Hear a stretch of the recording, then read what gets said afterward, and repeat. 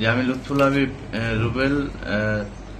আমি 2002 সাল থেকে ছাত্রলীগের রাজনীতিতে সক্রিয় আছি এবং 2005 সালে আমি গলিয়াপুর সরকারি অনার্স কলেজের সভাপতি হিসেবে ছাত্রলীগের সভাপতি হিসেবে দায়িত্ব পালন করেছি এবং পাশাপাশি উপজেলা আওয়ামী লীগের সাংগঠনিক সম্পাদকের দায়িত্ব পালন করেছি এবং বর্তমানে যুগ্ম সাধারণ সম্পাদক হিসেবে দায়িত্বরত আছি।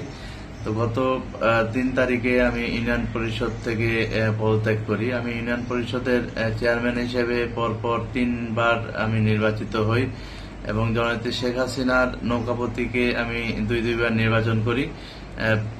তো গত 3 তারিখে পদত্যাগ করার পর আমি 8ই এপ্রিল উপজেলা পরিষদ নির্বাচনের মনোনয়নপত্র আমি সাবমিট করি।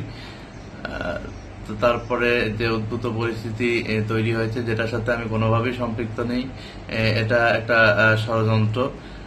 কেননা আমাকে নির্বাচন থেকে বিভিন্ন সময় বিভিন্নভাবে রাজনৈতিকভাবে হেরাস করার জন্য বিভিন্ন মহল সক্রিয় আছে।